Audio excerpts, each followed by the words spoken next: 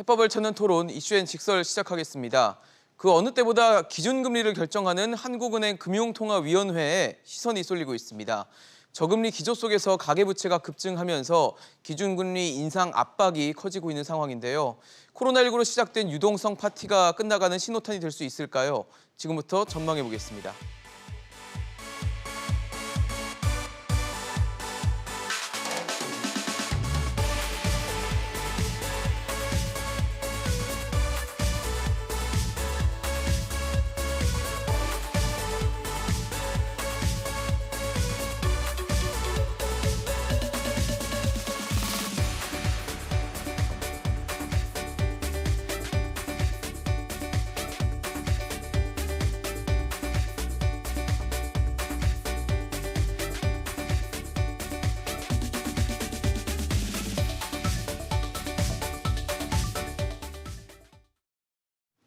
네, 오늘 함께해 주실 세 분 소개하겠습니다. 숙명여대 신세돈 명예교수, 송현경제연구소 배재수 국제경제본부장, 가톨릭대 경제학과 허인 교수 나오셨습니다. 어서 오십시오. 네, 안녕하십니까. 네, 안녕하십니까.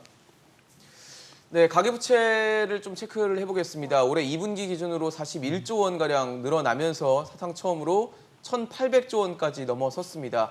가계부채가 너무 늘다 보니까 이제 대출 규제 또 기준금리 인상 등이 필요한 게 아니냐는 목소리가 나오는데 최근 금융당국에서도 이 은행권을 대상으로 지금 대출들을 규제하고 있는 상황 속에서 한은이 이제 기준금리를 높여야 되는 거 아니냐라는 얘기가 나오고 있습니다. 교수님 어떻게 보십니까? 필요성에 대해서만 일단 좀 현실성은 일단 나중에 좀 얘기를 해보고요. 필요성에 대해서 얘기를 해주시면 좋을 것 같아요. 늦었죠. 아, 실기했다. 네, 뭐 실기했다 그러면 하느니 섭섭해할 것 같은데 네. 진작에 올렸었어야 된다. 그래서 필요성 차원에서 보면 올려야만 할 이유가 뭐 10가지 정도 된다고 볼 수가 있고. 당연히 올려야 된다는 말씀이시죠. 그래서 이제 오늘 올릴지 말지가 좀 그런데 어쨌든 뭐 필요성 차원에서는 올릴 이유는 많다고 봅니다. 근데 사실 그러니까 먼저 올렸어야 된다 말씀이신데 네. 쉽지는 않았지 않았습니까? 사실 코로나 상황이나 이런 거 봤을 땐. 그러니까 아까 제가 올려야만 할 이유가 참 많다고 했는데요. 예. 뭐 가계부채는요, 사실 솔직히 가계부채 폭증 이야기는요, 네. 제 기억에 10년 전서부터 800조일 때부터 800조다, 900조다, 1000조 넘어가니까 뭐 1000조다. 네 지금 자릿수 이런 게 한 넘었다. 10년 네. 이야기했었고 그 가계부채가 뭐 조금이라도 더 늘어나면 하늘이 무너지지 않거든요. 그래서 가계부채가 뭐 걱정이 늘어났다는 되긴 원인에서. 하나 이게 주된 원인은 아니고요. 물가가 지금 굉장히 빠른 속도로 올라가고 네. 제 연구에 따르면은 한국은행의 총통화가 늘어나면 한 1년 반 정도 지나서 전반적으로 물가가 지난 한 20년 동안 올라왔었어요. 패턴화 돼 있다는 네, 말씀을 그러니까 해주셨었잖아요. 통화 증가하고 바로 그 다음 달 보면 물가가 안 움직이지. 근데 한 긴 한목에서 보면 풀린 돈들이 한 결국 6분기, 7분기 정도. 네. 예, 그래서 지금 그 우리가 식당에 가면 예를 들면 설렁탕이 불과 2년 전에 5,000원 안 하는 데가 많았거든요. 지금 거의 7,000원이에요. 40% 올랐지 않습니까? 사실 뭐 돈 10,000원으로 요즘 밥 먹기도 좀 그러죠. 생각보다 어려울 그래서 정도로 첫째는 물가고요. 비싸졌죠. 그다음에 둘째는 부동산 가격이 많이 올랐고요. 그런 것 때문에 사람들이 우리 한국 사람들이 물가 올라갈 거다라는 인식을 굉장히 많이 하고 있거든요. 그런 관점에서 그거를 이렇게 좀 잠재우려고 하면 한국은행에 올려야 되는데 한은 총재께서 올려야 된다고 이야기를 하신 게 제 기억에는 한 5월쯤부터 맞아요. 말씀하셨는데 예. 시그널을 이제 보내기 뭐 시작했죠. 석 달, 넉 달이니까 이번에는 올려야 하지 않을까 이제 그런 생각이 드는 거죠. 사실 뭐 한은의 목적 중 하나가 가장 중요한 게 또 물가 안정이기 때문에 최근에 물가 상황을 본다면 뭐 올리는 게 이상하지는 않을 수 있다는 생각도 듭니다. 예, 뭐 당연히 맞는 말씀이고요. 그 가계부채와 관련해서 이제 말씀을 드리면 저는 좀 정책 조합이라는 측면을 좀 얘기하고 싶은데요. 조합이요? 예. 지금 사실 가계부채 문제는 뭐 신 교수님도 말씀하셨지만 어제 오늘의 문제도 아니고 또 그간의 그 가계부채 증가를 억제하기 위한 대책들이 뭐 DTI, LTV 규제라든지 뭐 규제 지역 지정이라든지 네. 수도 없이 나왔는데도 그러니까요. 불구하고 지금 그것이 잡혀지지 않고 있거든요. 그래서 이렇게 문제가 안 잡히는 이유는 그 원인이 이제 기본적으로 뭐 주택 가격 상승이라든지 어떤 자영업자라든지 이런 분들의 어떤 어려움이, 어려움이라든지 여러 가지 계속되고 문제가 있고. 복합적으로 예. 작용을 하고 있기 때문에 이런 문제를 해결하기 위해서는 정책 대응도 좀 복합적으로 좀 여러 가지 정책을 조합해서 써야 예. 된다는 생각이 들거든요. 그래서 지금 뭐 고승범 새 이제 위원장 후보께서 후보자죠, 이제 뭐 지금은. 네. 대출 총량까지 이제 관리하시겠다고 예. 이렇게 말씀을 하셨는데 그것만으로도 역시 부족할 거라고 생각이 되고요. 그래서 그런 맥락에서 통화 정책도 좀 금리 인상이라든지 아니면 유동성 수석을 통해서 좀 같이 가수는 게 좋겠다라는 생각이 들고요. 그런 맥락에서 보면 뭐 이번에 금리 인상도 당연히 필요하지 않겠느냐 그런 생각을 할 수 있겠습니다. 네. 또 하나 이제 네. 가계부채 증가가 근본적으로 이게 주택 가격 상승에 있기 때문에 그런 맥락에서 어떻게 하면 주택 가격을 안정시킬지 그런 노력이 필요한데 뭐 아시다시피 여러 가지 대책이 지금 계속 실패하고 있는데 네. 그런 대책이 대체로 좀 주택 수요 억제에 초점이 맞춰져 있고 네. 반면에 이제 공급 쪽에서는 좀 어떤 획기적인 그 공급 확대 정책이 나오지 못하고 있어서 그런 어떤 공급 확대 정책을 정부가 좀 더 내놓는데 힘을 기울여야 되지 않을까 그런 생각도 듭니다. 네. 홍 교수님은 어떠세요? 사실 지금 신 교수님께서는 뭐 좀 늦어졌다라는 얘기도 해주셨는데 사실 금리를 올려야 된다는 얘기는 꽤나 오래전부터 얘기가 돼 왔고 그 다음에 여건들도 어느 정도 만들어지고 있다라는 얘기들도 많이 있긴 했거든요. 어떻게 보십니까? 예, 뭐 우선 뭐 가계 부채 문제만 가지고 이제 금리를 결정하는 것은 아니기 때문에 그렇죠. 여러 가지 이제 재반 상황을 봐야 되겠죠. 이제 경제 성장이라든지 이제 물가 방금 얘기하셨듯이 이제 물가 관리 측면에서도 이제 봐야 되는데 네. 사실은 뭐 연초만 하더라도 이제 물가 문제가 그렇게 크게 대두되지 않았습니다. 그렇죠. 예, 그래서 물가 문제가 대두된 것은 뭐 최근에 들어와서 이제 네. 소비자 물가 지수가 이제 관리 기준치인 뭐 2% 좀 넘어가면서 예, 지금 상회하는 모습을 보였죠. 이게 이제 뭐 수요 견인 때문인지 혹은 뭐 이게 공급 문제인지라는 것에 이제 논란이 계속 있어 왔고요. 그동안은 뭐 이것이 그 수요 견인으로 인한 물가 상승은 아닌 것으로 이제 정책 당국자들이 많이 판단을 했던 것 같은데요. 이 스탠스가 이제 바뀌는지 뭐 이런 것도 이제 살펴봐야 될 것 같고요. 사실은 이제 부채가 총량이 문제이냐라는 건 조금 뭐 생각해볼 문제입니다. 이제 이거를 국제 비교를 한다고 하더라도 뭐 제대로 된 기준치는 별로 없거든요. 우리가 네. GDP 대비를 해가지고 뭐 300% 이상 가계 부채가 있는 나라도 있고 그럼에도 불구하고 이제 잘 돌아가는 나라도 있고 뭐 네. 옆 나라인 일본 같은 경우도 봐도 국가 부채 문제가 뭐 250% 이상 올라가고 있는데도 뭐 사실 딱히 금리에서 이렇게 큰 영향을 받고 있지는 않은 모습이거든요. 그래서 이게 총량적인 것에 대한 어떠한 이제 관리도 필요하겠습니다만 이 증가 속도 이게 이제 경제 규모에 맞는 것이냐라는 문제와 그리고 가계가 이거를 상환할 수 있는 능력 뭐 이런 것들을 우리가 종합적으로 판단해야 하겠죠.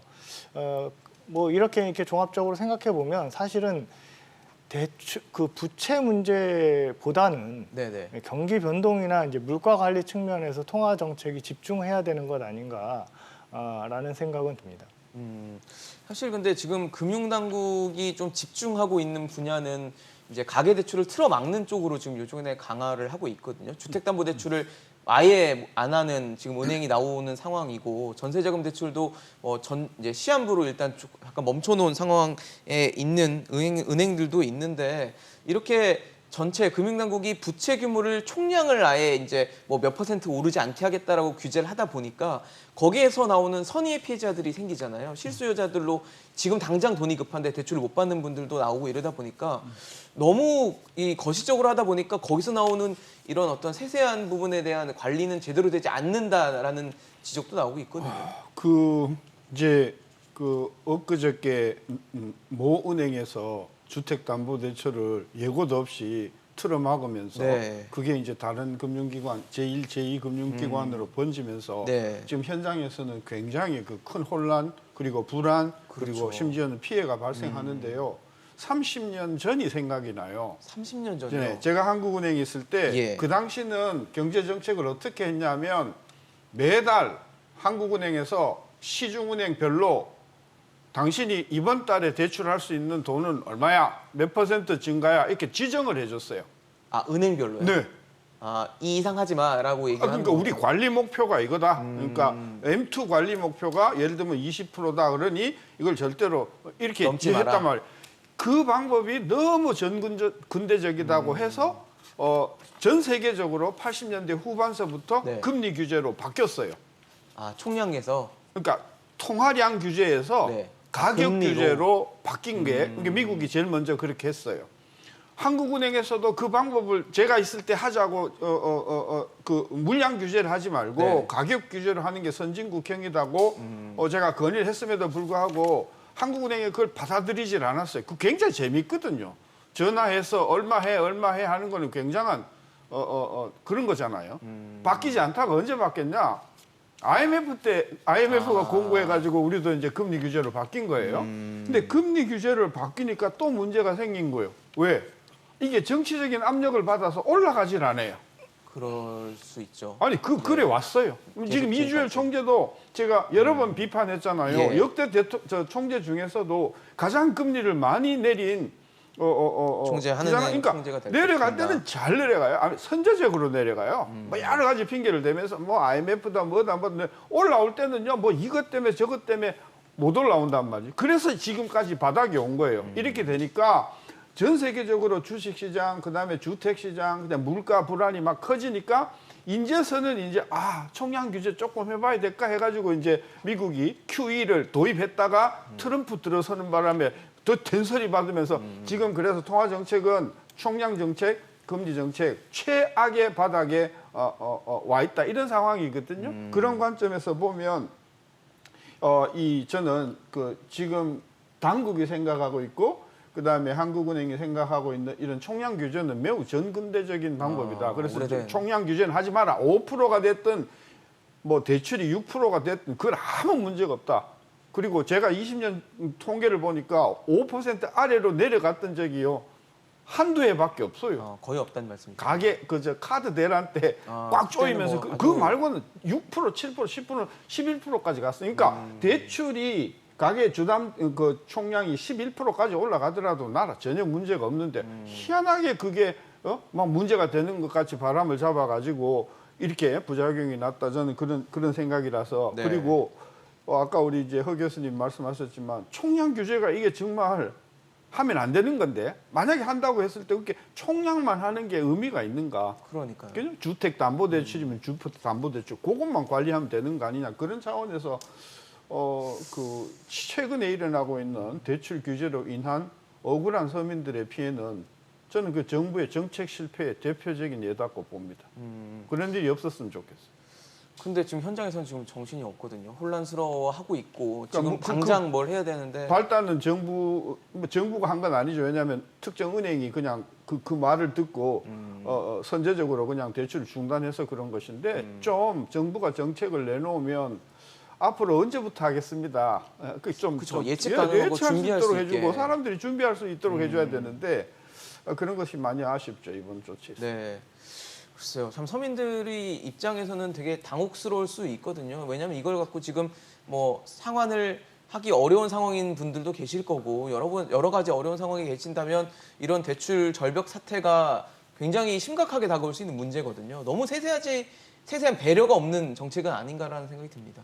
뭐 기본적으로 이런 대출 총량 관리라든지 이런 것은 좀 반시장적인 정책이죠. 그러니까 뭐 당연히 그런 어떤 실수요자들한테는 애꿎은 피해를 주는 그런 정책일 수밖에 없고요. 예. 다만 이제 정부가 이런 어떤 총량 관리까지 정근대적인 그런 어떤 반시장 정책까지 들고 나온 배경이 네. 워낙 지금 뭐 가계 부채가 급하게 늘어나고 또 그것이 또 이제 주택 가격 급등하고 연결이 되어 있다고 보기 때문에 이제 그런 극약 처방을 들고 나온 거라고 보고요. 사실은 그래서 그런 어떤 문제점을 해소하기 위해서라도 한국은행이 기준금리를 인상해 주는 것이 훨씬 더 시장 친화적이면서 어떤 부작용을 줄일 수 있는 그런 방법이 될 것이다 그렇게 생각을 합니다. 그런데 실수요자들이나 서민들 입장에서 지금 대출을 아예 못 받거나 기존에 있는 대출을 유지하는 것 자체도 불확실성을 갖고 있는 상황 속에서 예. 만약에 기준금리를 올려서 시장금리가 올라갔을 때 그 이자 부담이 또 커지는 것은 또 다른 부담이 될 수 예, 있잖아요. 또 다른 부담이 되겠습니다. 이건 어떻게 좀 보완을 해야 될까요? 그래서 그런 부분에 대해서는 이제 정부가 재정 정책적 차원에서 좀 배려를 해줄 필요가 있습니다. 이건 어차피 금리라는 게 이제 무차별적인 정책이니까 그렇죠. 뭐 금리 인상을 하면 이제 모든 부분에 똑같이 적용을 인상이 받죠. 적용이 되는 것이고요. 다만 이제 그로 인해서 그걸 감당하기 어려운 뭐 영세 자영업자라든지 뭐 전월세 하시는 서민들을 위해서 뭔가 어떤 재정 쪽에서 지원이라든지 보조를 좀 해주면 그런 어려움을 해소하는 데 많이 도움이 되지 않을까 생각하고요. 네. 그래서 뭐 지금은 이런 여러 가지 측면들이 막 얽혀 있는 그런 어떤 상황이어서 경제 문제 자체가 네. 그래서 그런 맥락에서 어떤 정책 대응도 굉장히 좀 아까도 말씀드렸다시피 다각적인 어떤 정책들을 조합해서 쓰는 게 중요한 시점이고 그런 맥락에서 어떤 정책 당국자들 간에 좀 더 긴밀하게 협력하는 그런 태도가 필요하다고 생각이 됩니다.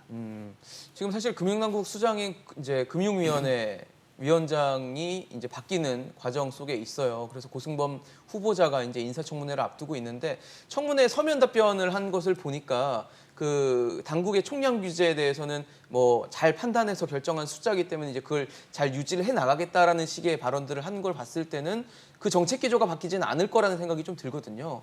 호 교수님 어떻게 좀 보십니까?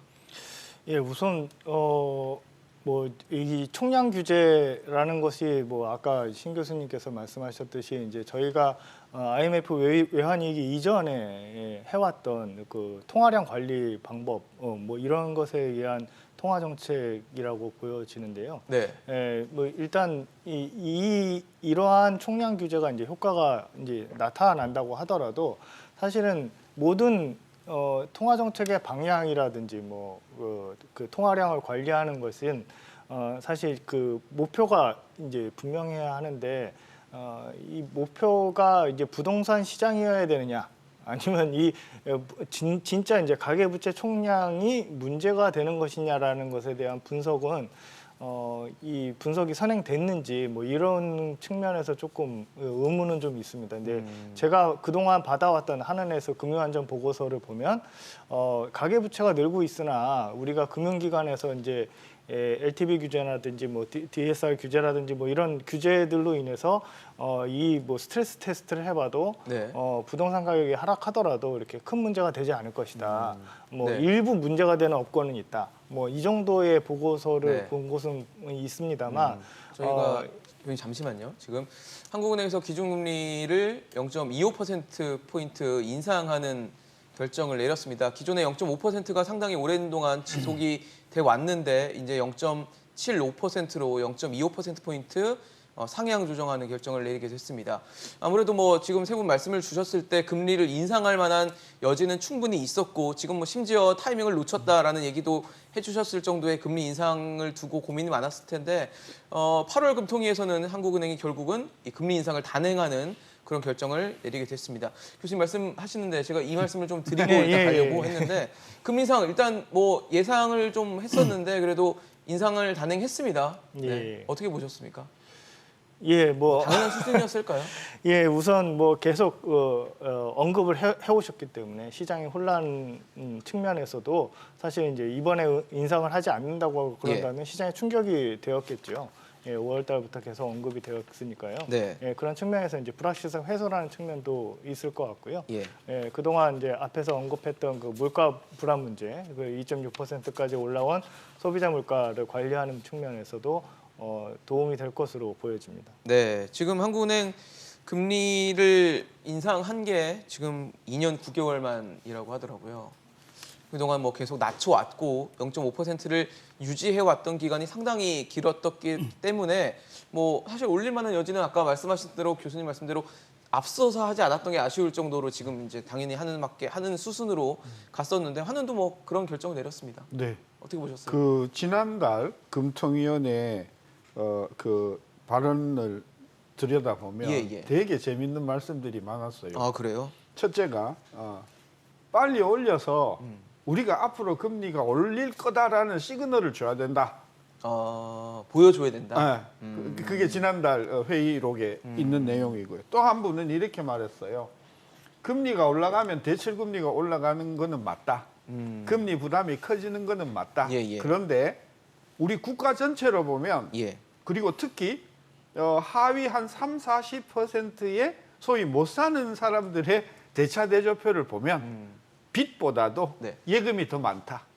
아. 따라서 금리를 올리면 금리 부담이 커져서 소비가 줄어드는 부분도 분명히 있지만 금리가 올라가서 이자 소득이 많아지는 부분도 분명히 있다. 그거를 금통위원께서 지적을 하셨어요. 따라서 이미 지난달 7월 15일 날 그 금통위원회 의사록을 보면 저는 그 발언에 저는 동의를 하면서 네.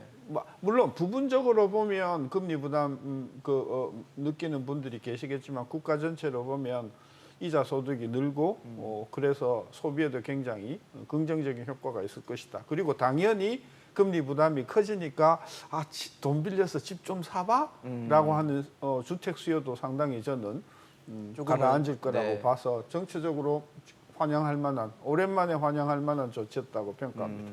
0.25라는 숫자에 대해서는 어떻게 좀 보세요? 그거는 이제 아마 향후에 네, 더 네. 올려야 될 가능성이 저는 네. 있는데 이렇게 때려놓고 네. 8월 달에 때려놓고 그 다음 달에 또 때릴 수는 없을 테니까 저는 금년에는 더 이상 안 올리지 않겠는가 싶긴 한데 그래도 예를 들어서 하반기에 물가가 엄청나게 올라간다든지 예, 예. 저 주택 가격이 안 잡히든지 그러면 뭐 한국은행이 한 번 더 카드를 끊을 수 있는데 어쨌든 이번에 올렸기 때문에 네. 향후 한 2-3개월은 더 이상 올리기가 굉장히 부담스러운 상황이라고 저는 봐요. 어차피 이제 8월 금통위 결정이 났기 때문에 두 번의 금통위가 남아 있거든요. 그렇죠. 10월과 11월 두 번이 남아 있는데 그 두 번에서 추가적인 금리 인상을 결정하기 좀 어려울 것이다. 현재 상태에서는. 10월은 좀 어려울 것 같고 11월 아마 저는 내년에 가서 올려도 추가적으로 올리지 않겠는가. 어쨌든 이제 얼마 안 있으면 그 미국에 이제 연준 9월 달에 이제 또 뭐 다트 포인트도 나오고 연준의 정도표, 액션도 보고 네. 그래서 연준의 결과를 보고 네. 거기에 따라가는 그런 움직임을 보일 거라고 봐서 적어도 현재로서는 금년 중에 추가적인 인상은 어렵지 않겠는가 그렇게 봅니다. 사실 한국은행이 0.5%라는 금리로 낮췄던 게 지난해 5월이었고요. 지금 그 상황이 14개월 정도 유지가 됐다가 이제 0.75%로 올라가게 됐는데 어떻게 보셨어요, 본부장님? 좀 궁금합니다. 저는 뭐 죄송합니다. 그 당연한 조치였다라고 생각이 됩니다. 사실 실물 경제라든지 여러 가지 우리 경제의 현황을 보면 네. 사실은 금리를 인상할 어떤 기준 금리를 인상할 이유는 충분했다고 보여지거든요. 뭐 우선 그 경제 성장률이 지금 뭐 금년도 전망이 이미 4%로 한국은행에서 전망한 바가 그렇죠. 있고 물가 상승률도 지금 뭐 1.8%로 전망을 했는데 네. 그 이후에 어떤 물가 추이를 보면 좀 많이 2% 오르고, 정도는 나오지 않을까 하는 그런 생각이 들거든요. 그래서 그런 측면 또 하나는 이제 가계부채라든지 부동산 가격 급등 문제 그런 것이 있고 그 다음에 이제 사실 지난달 그 금통위 의사록을 보면 예. 여러 위원들이 발언한 그 가운데 보면 어떤 경제 성장률이라든지 물가 상승률과 같은 그런 실물 경제적인 측면을 보면 이번 달에 금리를 인상해도 될 수 있다라는 발언들이 많았어요. 다만 그때 이제 뭐가 문제가 됐냐면 그때 이제 4차 코로나 재확산이 대유행이, 이제 네. 막 시작된 시점이어가지고 이 델타 변이가 얼마나 큰 파급력을 미칠지 모르겠다. 그렇죠. 그 부분에 대해서 우리가 좀 잠깐 좀 지켜보자라는 그런 얘기를 하면서 금리가 동결이 됐었거든요. 네네. 근데 이제 지금까지 그 이후에 한 달 동안의 어떤 델타 변이가 경제에 미치는 영향을 보면 뭐 소비자 심리 지수가 조금 떨어지긴 했지만은 그 낙폭이 크지 않았고 또 그다음에 기준치를 넘어선 102점 얼마로 나왔기 네네. 때문에 그 어떤 소비자 심리라든지 소비에 미치는 영향이 상당히 적을 걸로 예상이 되고 있거든요. 그리고 또 이제 8월 달, 7월 달 이 수출을 보면 뭐 7월 달 수출이 사상 최고치였고 네. 8월 달 수출도 굉장히 지금 좋습니다. 예. 그리고 또 그 구성을 보더라도 전 어떤 품목에 걸쳐서 수출이 늘고 있고 그래서 그런 측면을 봤을 때 이제 앞으로 우리나라 경기는 계속 그 상당한 회복세를 이어갈 거라는 게 거의 지금 확실해지고 있거든요. 그래서 그런 맥락에서 봤을 때 이번 그 기준금리 인상 결정은 뭐 굉장히 뭐 타당했다, 타당했다. 당연했다, 막 그렇게 볼 수 있을 것 같습니다. 교수님께는 좀 그거를 여쭤보고 싶어요. 앞서 제가 신 교수님께도 여쭤봤던 질문이긴 한데 추가적인 금리 인상을 단행할 가능성. 이번에는 어쨌든 뭐 저희가 베이비 스텝으로 불리는 이제 0.25%포인트만 인상을 했기 때문에 추가적으로 만약에 한 번을 더 올려도 지금 1%가 되는 거거든요. 그랬을 때는 연내 남은 두 번의 금통위에서 한 번 정도는 더 올릴 가능성에 대해서는 어떻게 좀 전망하십니까? 미국 연준의 그 방향이 어떻게 잡히느냐 이것이 이제 큰 이제 질문일 것 같습니다. 그러면 우선, 결국 잭슨 홀 미팅을 좀 봐야 되지 않을까요? 그렇죠. 이제 우선 이제 저희가 그 금통위를 하는 스케줄도 이제 연준하고 이제 맞춰놓지 않았습니까?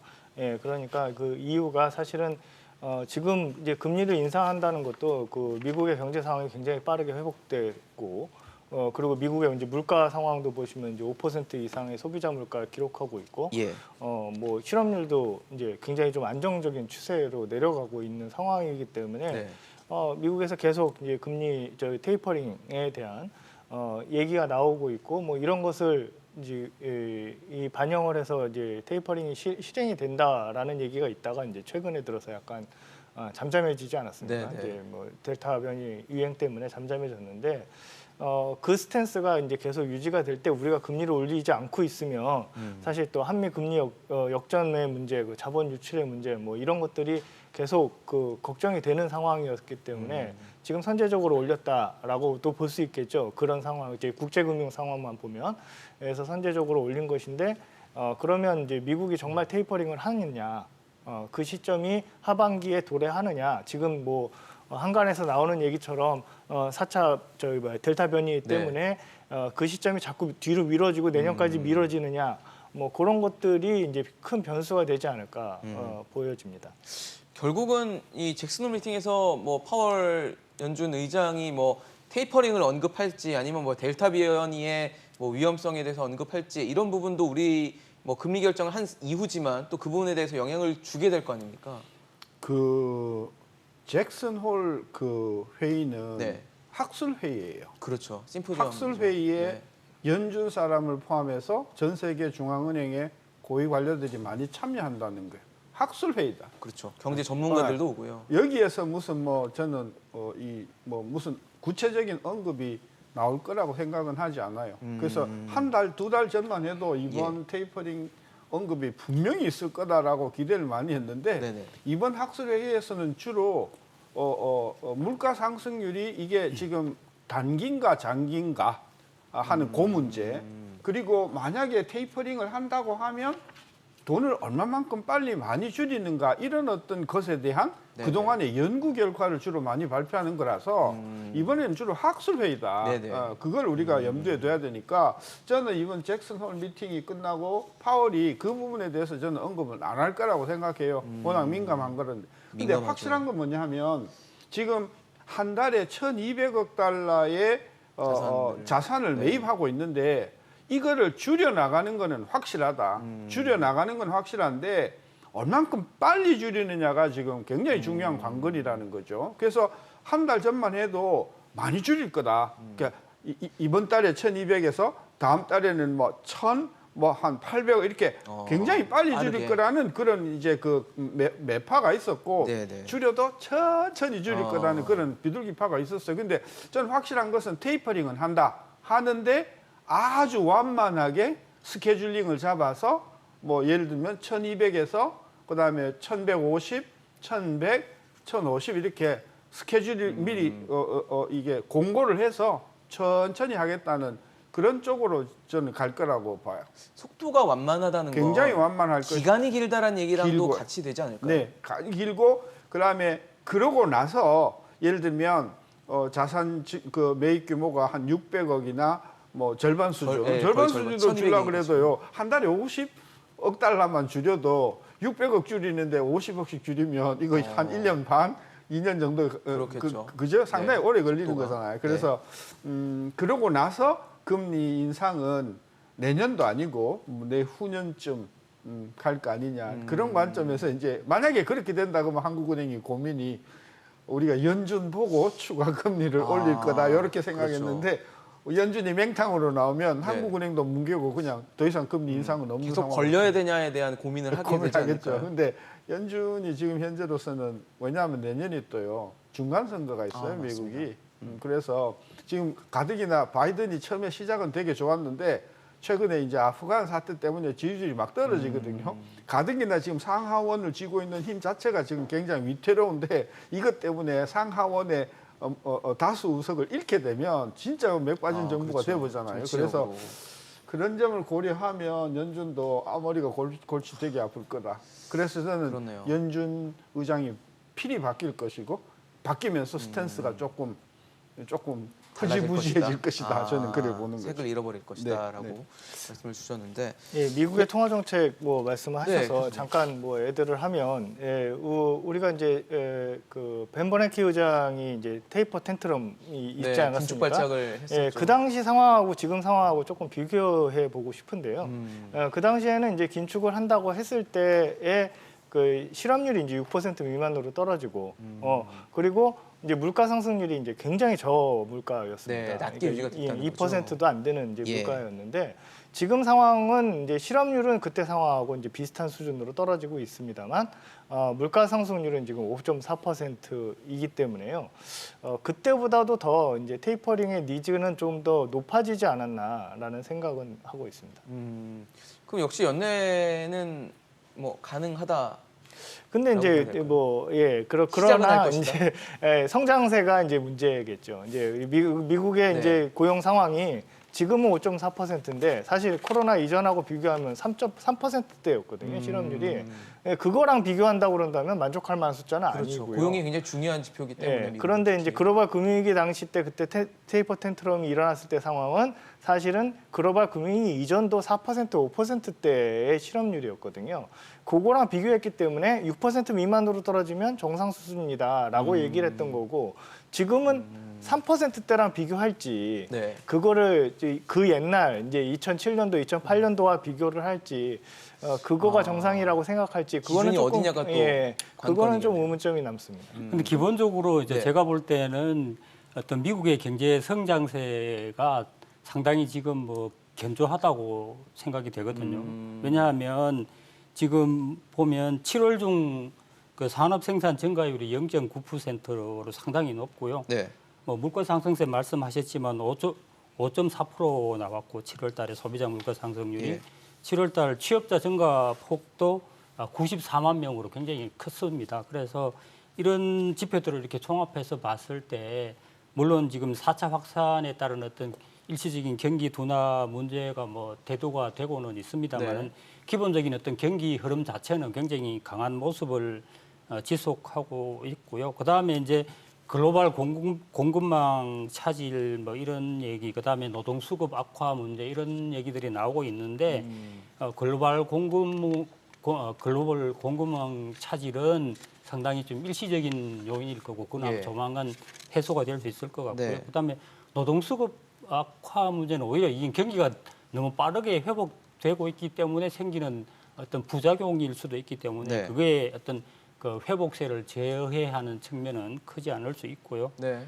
그리고 또 미국의 어떤 고용 증가세라든지 그간의 어떤 저축 누적을 생각해 보면 네. 소비 여건 자체도 상당히 양호해서 일시적으로 좀 둔화됐지만 앞으로 되칠 반등할 가능성이 높고요. 그래서 이런 측면을 보면 경기 회복세가 계속 양호하게 지속될 가능성이 높고 따라서 그런 걸 생각해 보면 연준의 테이퍼링이 연말경해서 어떤 식으로든 시작은 될 것이다. 시작이 될 가능성도 높다. 저는 뭐 그렇게 보고요. 다만 네. 아까 우리 신 교수님 네. 말씀대로 이제 어떤 테이퍼링 그것이 이제 길게 이어질 거라는 말씀을 하셨는데 뭐 일부 그 IB들 전망을 보면 연말에 시작해서 매월 뭐 150억 달러씩 줄여서 한 8개월 그러면 8개월 정도 걸리거든요.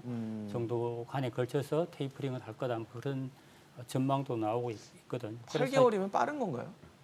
뭐 빠르다고 보기는 어려울 것 같습니다. 제가 볼 때는 8개월 정도면 뭐 상당히 뭐 상당히 뭐 적절한 적당히 속도를 조절한 거다라고 보시는군요. 그래서 이런 식으로 만약 연준이 이제 뭐 미국의 경기가 정상적으로 회복이 되면서 네. 연준이 그렇게 테이퍼링을 하게 되면 예. 뭐 한국은행 입장에서도 뭐 앞으로 연말경이나 내년 초에 다시 한번 더 금리를 인상할 어떤 그 여지가 생기지 않겠느냐 그렇게 볼 수 있고요. 사실 한은이 뭐 금리 결정하면서 일단 성장률 전망치는 기존의 목표를 잡았던 4% 전망치를 그대로 유지를 했고요. 물가 전망치는 이제 연간으로 봤을 때 1.8%였는데 이걸 2.1%로 일단 상향 조정하면서 아마 최근 물가들이 좀 올라왔던 상황들을 좀 이제 반영하지 않았나라는 생각이 드는데 신 교수님도 앞서서 말씀을 주셨을 때 물가에 대한 얘기를 먼저 주셨었거든요. 그래서 그게 금리 인상에 결정할 때 굉장히 중요한 뭐 지표나 변수가 될 수 있다라고 말씀을 주셨는데 이렇게 물가 전망치조차 이제 2%를 상회하는 상황에 대해서 우리가 좀 인플레를 걱정해야 된다 이렇게까지 봐야 됩니까? 너무 과도한 걱정일까요? 과민한 거고요. 예. 2.1이 아니라 저는 금년 물가 상승률이 뭐 2.23 정도가 된다고 하더라도 그것 때문에 추가적으로 금리를 올려야 된다. 저는 그런 논리는 아니세요? 왜냐하면 미국도 처음에는 목표를 2%로 그랬다가 뭐라 그랬어요? 장기 평균 2% 이렇게 바뀌었잖아요. 네. 그러니까 기간을 보고 넓게 잡아놓으니까. 그죠? 그리고 데이터 디펜던트라고 그랬어요. 그러니까 자료 보고 근데 자료가 나오는 게 그날 나오는 게 아니라 7월달 물가 통계는 8월도 한참 지나서 나오잖아요. 그렇죠? 그러니까 저는 물가 상승률이 뭐 1.8이나 2.1이나 이게 문제는 이제 주택 가격이 잡혔느냐. 지금 정부는 시중에 돌아가는 소리가 그거예요. 왜 저렇게 정부가 막 나서서 금리를 올려야 되냐 하는 그 원인을 주택 가격이 급등하면 정치적으로 굉장히 불리해진다. 따라서 그걸 빨리 잡지 않으면 다음에 있을 선거는 모두 진다. 그러니까 무슨 수를 써서라도 주택 그 급등은 잡아야 된다. 이제 이런 것들이 이제 뭐 청와대나 뭐 또는 금융위를 통해서 나오는 거다. 이제 이런 이야기들이 지금 시중에서 돌아다니거든요. 그렇죠. 그러면 만약 이런 0.25에도 불구하고 네. 하반기 주택 가격이 안 잡히고 잡힌다. 그다음에 그렇게 뭐 공급 뭐 미리 사전 분양해가지고 때렸는데도 주택 가격이 걷잡을 수 없이 올라가면 금리 또 올려야 되죠. 근데 사실 말씀을 주신 것처럼 정부는 이 부동산 시장을 안정화하는데도 굉장히 힘을 쏟았는데 여전히 시장은 불안하고 가격은 오르고 있는 상황인데 허 교수님 보시기는 어떠세요? 일단 통화 정책을 금리를 높이는 쪽으로 방향을 잡았는데 나머지 부동산 정책들이 그를 뒷받침해주지 않으면 결국은 부동산 시장이 잡히지 못할 것이다라는 전망들이 지배적인 상황이거든요. 예, 뭐 당연하지 않을까 싶은데요. 이제 네. 우선 시장에서 이게 상승 심리가 있는 것 같고요. 뭐 지금 정부가 계속 고점론 얘기하는데 사실 잘 안 먹히는 것 같거든요. 예, 정부에서 이게 끝이다라고 얘기했는데 이제 피해본 분들도 굉장히 많이 있는 것 같고, 그리고 이제 통화 정책이라는 것이 이제 사실은 이제 금리만 보고 하는 것이 부동산 가격만 보고 하는 것이 아니기 아니죠. 때문에 앞으로 그러면은 경제 성장률이 이제 4%가 높으냐 낮으냐라는 논란도 있지 않겠습니까? 작년에 마이너스 1%였기 때문에 올해 4%를 한다고 해도 뭐 두해 기저효과 평균을 감안하면. 하면은 뭐 2%대 아니냐. 이게 잠재 성장률 수준이지 이게 굳이 우리가 금리를 올려서 경기 변동을 잡을 만한 수준이냐. 그 미국도 지금 6% 찍고 있습니다만 뭐 작년에 워낙 안 좋았기 그렇죠. 때문에 뭐 분기별로 보면 연율로 30% 이상 떨어진 분기도 있고 이렇기 때문에 이게 반등하는 것이지. 그래서 그 위기가 있었던 2020년과 2021년을 딱 비교하면서 그때 마이너스 1%, 지금 이제 4%가 굉장히 빠른 거야. 그러니까 금리를 올려야 돼. 라고 얘기하는 거는 조금 이제 무리가 있는 것 같고요. 어쩌면 코로나 이전에 우리 경제 상황이랑 좀 비교를 하는 게 더 객관적일 수도 있겠네요. 그렇죠. 이제 일단 이제 우리가 한번 그래프를 그려놔놓고 예. 이게 코로나 이전의 성장세를 우리가 복귀할 수 있는 수준인가 라는 것을과 우리가 비교를 하는 것이 맞지. 이 큰 충격이 왔을 때 지금 반등하는 거를 가지고 이게 과열이니까 우리가 금리를 올려서 이 반등세를 막아야 된다. 그래서 안정화시켜야 된다라고 주장하기는 굉장히 어려운 것 같고요. 방금 이제 신 교수님께서도 말씀하셨습니다만 물가 문제도 그렇습니다. 이제 우리나라는 명시적으로 중장기 물가 상승률을 2%로 맞추겠다라는 정책 목표를 제시하고 있는데 중장기로 보면 한 2년, 3년으로 보면 예. 지금 평균 물가가 1%대도 채 안 나올 겁니다. 1%대 길게 정도. 잡아놓으면은. 예.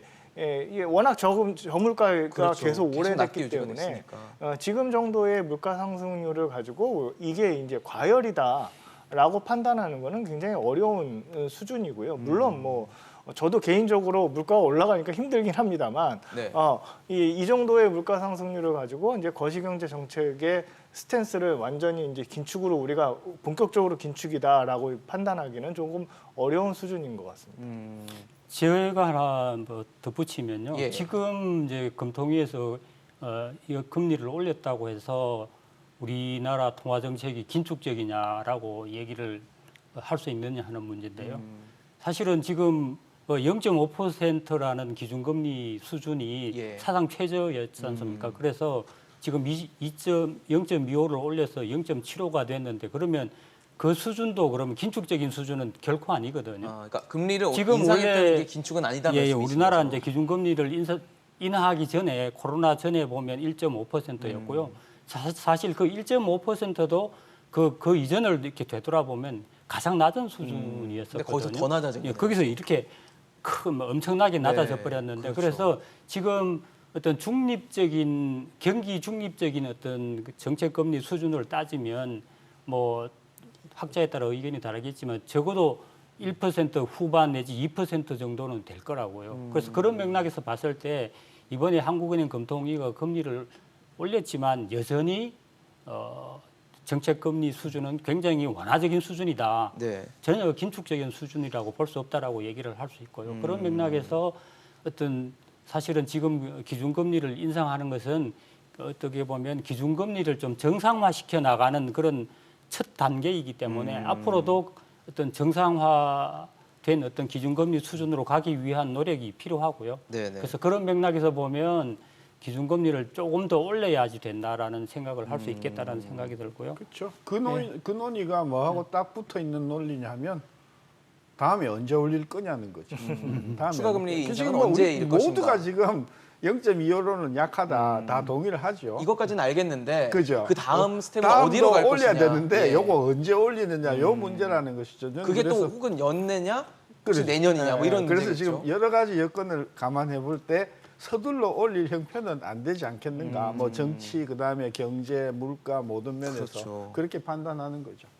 방금 그래프에서도 보셨습니다만 네, 그래프 좀 금리를 보여주실까요? 내릴 때는 이제 굉장히 빠른 속도로 내려가거든요. 근데 이제 올릴 때는 굉장히 장기간 동안 우리나라뿐만 아니라 미국도 마찬가지지 않습니까? 굉장히 장기간 동안 천천히 올라가게 됩니다. 이게 이제 경기가 회복이 되는 거를 어떻게 판단하느냐에 달려 있는 거거든요. 그리고 경기 회복을 지금 우리가 이게 과열이냐 아니냐라는 걸 판단하는 거 쉽지 않은 문제입니다. 그렇죠. 경기가 침체되는 거는 굉장히 빠르게 우리가 직관적으로 판단이 가능한데 경기가 회복될 때 이것이 투머치냐라는 그렇죠. 거잖아요. 적정한 것이냐. 예, 네. 그리고 이제 방금 이제 배 본부장님도, 본부장님께서도 네. 말씀하셨습니다만 지금 기준금리 수준으로 보면 물가 상승률하고 비교할 때 실질금리는 마이너스 수준이다 아직도. 라는 것이 이제 완화적인 통화 정책을 계속 유지하고 있다라는 얘기인데요. 네. 그렇다고 그래서 이게 정말 이제 물가 압력으로 올 것인가 아니면 완화적인 통화 정책을 유지하고 있으니까 경제 성장률을 계속 우리가 높이는 방향으로 갈 것인가라는 거는 또 다른 이 문제거든요. 투자가 얼마나 실질 금리가 마이너스인데 투자가 얼마나 활성화되느냐라는 문제이기 때문에 다른 지표를 조금 더 확인하면서 나가게 됩니다. 이제 경기가 이제 회복될 때. 하나를 더 언급하면 네. 오늘 한은이 0.25 올렸잖아요. 예. 그럼 시중의 금리가 어떻게 반응하느냐가 굉장히 중요한 문제예요. 그렇죠. 통상적으로 기준금리를 올리면 대출금리는 거의 80% 반영이 돼요. 0.25의 80%가 네. 즉각 대출금리를 올려요. 그 그럼 한 시중에서. 0.2% 정도가 반영되는 그러죠. 0.2% 포인트가 반영되는 상황이에요. 근데 예금금리는 또 안 올려요. 그러니까 대출 금리는 높고 예대금리 차로 또 먹고 사는 게 은행이기 때문에. 그러니까 그래서 저 정책이 한은의 기준금리 정책이 그야말로 바람직한 효과를 가지고 오려고 하면 네.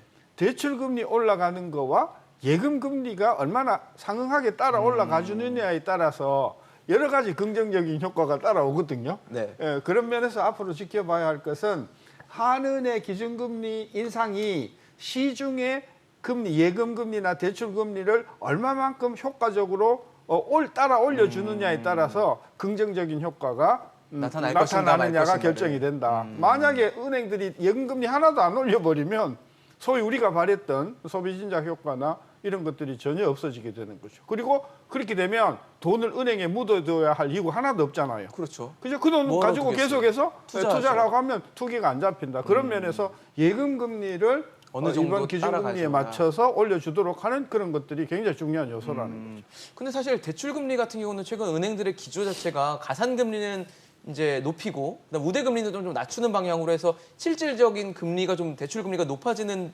기조로 계속 가고 있기 때문에 어쨌든 대출 부담이 이자 부담이 늘어나는 거는 뭐 이제부터는 또 기정하시려 될 것 같다는 생각이 들거든요. 예, 뭐 맞습니다. 지금 기본적으로 지금 대출 시장 자체가 어떤 대출 수요는 많고 네. 은행들의 대출 자금 공급은 지금 뭐 정책 당국의 통제 등으로 인해서 조금 줄어드는 그런 형편이기 때문에 예. 따라서 이번에 뭐 금리 인상이 그대로 바로 대출 금리에는 반영이 될 것 같고요.